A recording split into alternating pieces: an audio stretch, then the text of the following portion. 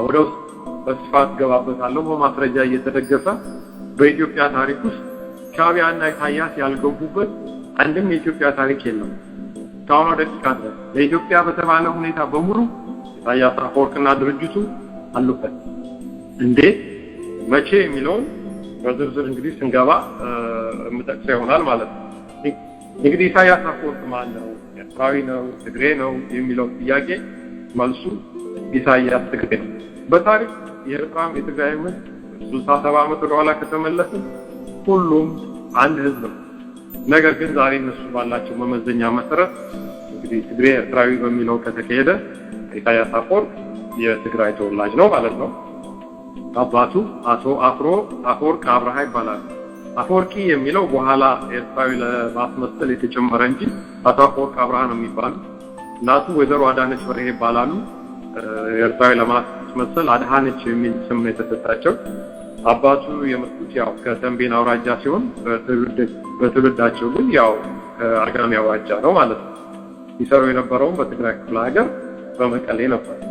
በጥሮታ መስኮቱበት ድረስ ይሄ እንግዲህ በዶክመንት ያለ በመሬት ንብረት ይዞታ ማሻሻያ ሚኒስቴር ውስጥ ነበር ሲሰሩ የነበሩት።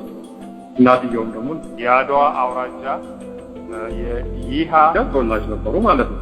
ስለዚህ ኢሳያስ አፈወርቅ እናቱም በአባቱም የትግራይ ክፍለ ሀገር የአጋሜ አውራጃ ተወላጅ ነው። የተወለደው ግን ኤርትራ ክፍለ ሀገር ነው ማለት ነው። የሁለተኛ ደረጃ ትምህርቱን የሚያጠናቀቀው ኤርትራ ትግራይም ሳይሆን ወይዘሮ ሲን ሁለተኛ ደረጃ ትምህርት ቤት ወሎ ውስጥ። እንግዲህ ይሄ ነው ፋክት።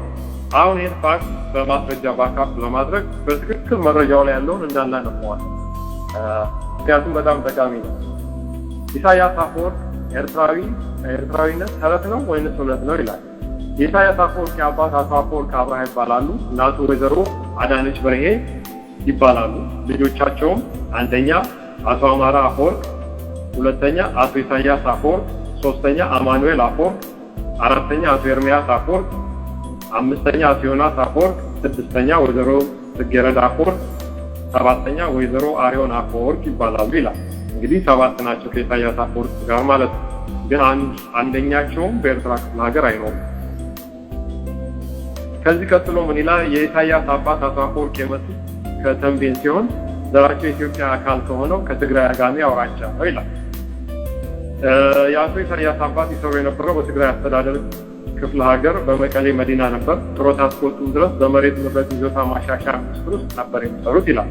ጥቁር ሙሉ ልብስና ጥቁር ከረባት ለባሽ ተብሎ ይጠሩ እንደነበረ ይነገራል። የታቸውን በኩል የኢሳያስ አጎቶች አንደኛ ደጃዝማች ሰለሞን አብርሃ ማለት ከስልሳው ጋር የተረሸኑ የቀድሞ የወሎ ሀገር ገዢ የነበሩ ናቸው። በኋላ እሳቸውም ታሪክ ይመጣል አሁን ከሻዕቢያ መስረት ጋር። ሁለተኛው ካፕቴን መኮንን አብርሃ የባህር ኃይል አባል የነበሩ ናቸው። ሶስተኛ አቶ ሀጎስ አብርሃ፣ አራተኛ ያው መልሶ ያን ነው የሚደግመው የአቶ ኢሳያስ አጎት በኃይለ ሥላሴ ዘመነ መንግስት የወሎ እንደራሴ ምናምን ነው የሚለው። አንድ ጊዜ መቀሌ ከተማ ውስጥ ተደራጅቶ የነበረው የባህል ቡድን አስመራን ከጎበኘ በኋላ ወደ ደሴ መጣ። እንደራሴውም አቶ ሰለሞን ለክብር እንግዶች በተዘጋጀ የራት ግብዣ ላይ ምስጋናቸውን ደስታቸውን ለቡድኑ ከገለጹ በኋላ እሳቸውም ትግሬ መሆናቸውን አንስተው የባህል ቡድኑ የትግራይ ባህላዊ ሙዚቃና ዳንስ ለማስፋፋት ላደረገው አስተዋጽኦ አድናቆታቸውን ገለጹ ይላል። በተጨማሪም በደጃዝማች ሰለሞን እናቱ አጋሜ አውራጃ ውስጥ ተወላጅ ትግሬ መሆናቸውን ለባህሉ ቡድን አስገነዘቡ ይላል። እንዲሁም አባታቸው በትግሬ የተንቤን ተወላጅ መሆናቸውንም አክለውበታል ይላል። የባህር ኃይል ባልደረባ የሆኑት ካፕቴን መኮንን አብርሃ የእቴጌ መነን ትምህርት ቤት ተማሪ የነበረችው የደጃዝማች ገብረኃይል ልጅን አግብተው ከእሷ ልጆች እንደወለዱ የታመነ ነው ይላል። አቶ ሀጎስ አብርሃ በአዲስ አበባ የተፈሪ መኮንን ትምህርት ቤት የጥንት ተማሪ ሲሆኑ ለዚያውም ትምህርት ቤት የኳስ ቡድን ጎል ጠባቂ ነበሩ ይላል። ኋላም በበሽታ ምክንያት ትምህርታቸውን አቋርጠው ለጥቂት ጊዜ በብሔራዊ ባንክ እየሰሩ ያሉ መሞታቸው ይታወቃል ይላል። ሌላው በእናቱ በኩል የኢሳያስ አፈወርቅ አያት የእናት እናት ወይዘሮ መድን ቤራድ ይባላሉ። እሳቸውም የአድዋ ሰው ሲሆኑ የፊታውራሪ ኪዳነ መስቀል አጎት ናቸው። ፊታውራሪ ኪዳነ መስቀል አጎት ናቸው ይላል። ፊታውራሪ ኪዳነ የአቶ የማነ ኪዳነ አባት ናቸው ይላል። እዚህ ላይ መጥቀስ የፈለኩት አቶ የማነ ኪዳኔ ማለት የማነ ጀማይካ የሚባለው የወያኔ ማለት ነው። እና አቶ ጀማይካና አቶ ኢሳያስ በኤርትራና በኢትዮጵያ አስተያየም ወንድማማቾች ናቸው። በአውሮፓውያን አስተያየም ግን ያጎት ልጆች ናቸው ይላል። እና እንግዲህ እግረ መንገዱንም በዚህ አጋጣሚ ለመግለጽ የፈለኩት ምንድነው ከዚህ ቀደምም ስለ ስብሐት ነጋ ቤተሰቦች እንዴት ኢትዮጵያና ኤርትራ ሁለቱም ቦታ እንዳሉ ገልጫለሁ። አሁን ደግሞ ይህ አጋጣሚ አቶ የማነ ኪዳኔ ወይንም ደግሞ የማነ ጀማይካ የሚባለው ሌላው የወያኔ መሪ የኢሳያስ አፈወርቅ የአክስት ልጅ ነው ማለት ነው። እንግዲህ አንደኛው እዛ ነው፣ አንደኛው እዚህ ነው። ሌሎችም ብዙ አሉ። እንደው አጋጣሚውን ተጠቅሜ ለማብራራት ስለፈለኩ ከዚህ ውጭ የኢሳያስ አክስት ወይም የኢሳያስ እናት ወይዘሮ ሀና ትባላለች። የአቶ በላይ ባለቤት ናት። ወይዘሮ ሀናና አቶ በላይ የአድዋ ሰዎች ናቸው። እንደሚባለው ከሆነ ልጆቻቸው ስዊድን ይኖራሉ ይላል። ሌላው ከላይ በተገኘው መረጃ መሰረት የአቶ ኢሳያስ ኤርትራዊነት ኤርትራ መሬት መወለዳቸው ብቻ ነው። ያገቡትም ወይዘሮ ሳባ ኃይሌ የምትባለው ኤርትራ ውስጥ የምትገኘው መንደር ነች ይላል። ይሄ የሚያስደነግጥ ነገር ነው። ለሁለተኛ ኤርትራውያኖች በጭፍን ኢሳያስን ለሚደግፉ ይህ ግልጽ የሚሆነው ከብዙ ዘመናት በኋላ ነው ይላል በዛን ጊዜ ሲጻፍ ማለት ነው። አእምሯችን ውስጥ ለኤርትራው ፕሬዝዳንት ማንነት ታሪክ አዳዲስ ነገሮች እየታወቀ ሲመጣ ኤርትራውያኖች ስሜታቸው እንደሚለወጥ ጥርጣሬ የለንም ይላል። ይህም በዚህ ላቁመውና ሌላ ደግሞ መረጃ ፕሮፌሰር ተስፋጽዮን መድኔ ይሄውና ኤርትራ ሞተች ትግል ለሀገር ትንሣኤ በሚለው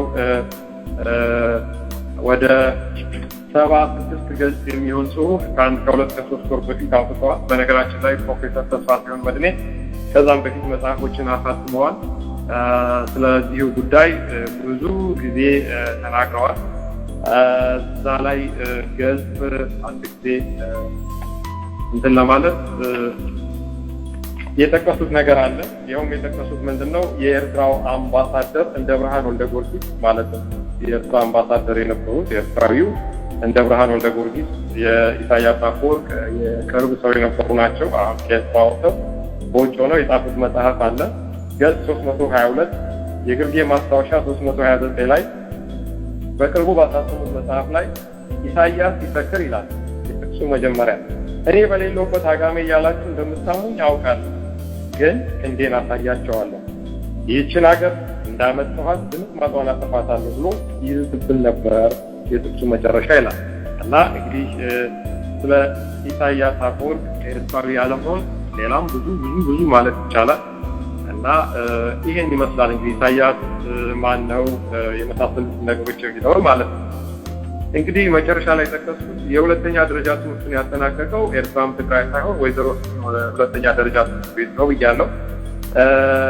ከዚህ ጋር በማያያዝ አንዳንድ ልጠቅሳቸው የምፈልጋቸው ነገሮች አሉ። ለበኋላ ለምዘረዝራቸው ነገሮች ጥሩ መነሻ ስለሚሆነ ማለት ነው።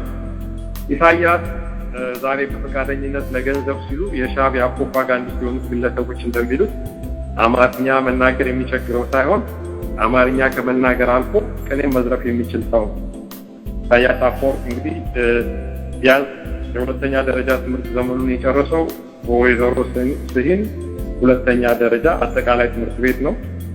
ያሳደጉትም አጎቱ ደጃዝማች ሰለሞን አብርሃ በወቅቱ የወሎ ገዢ የነበሩት ናቸው ማለት ነው። አዲስ አበባ መጥተው ኖሯል እና አማርኛ አይችልም የሚለውን ንግግር ምን ያህል የተሳሳተና ሐሰት እንደሆነ ለማስረዳት ነው እንግዲህ ይሄን ያልኩበትና አማርኛ አይችልም ብለው የሚሉት ሰዎች ከሚናገሩት በላይ አማርኛ ኢሳያስ አፈወርቅ እንደሚናገር ሌላም ወደፊት ብዙ ማስረጃ ማቅረብ እንችላለን።